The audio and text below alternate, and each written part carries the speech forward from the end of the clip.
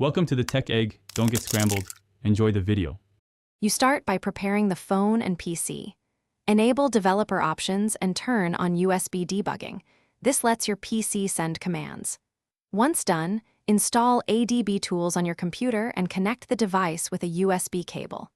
Make a quick backup of settings and any critical files, and create a restore point so you can revert changes. You're not stalling, you're preventing data loss. Now verify the device appears with a DB devices before moving on to the removal steps. You will identify MIUI service framework packages and remove them via ADB. First, list MIUI packages and note names.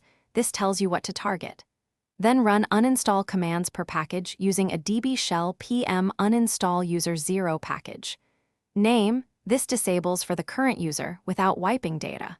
Once you finish a batch, reboot the device so the system clears active services and caches. Make sure to proceed package by package and confirm no essential Google or core Android packages are removed. You complete the process by clearing caches and verifying behavior.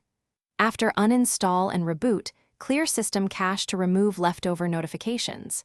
If the notification still appears, use a DB logcat to capture logs and identify any remaining package names, then remove those selectively. If the phone becomes unstable, restore your backup or use the restore point you created earlier.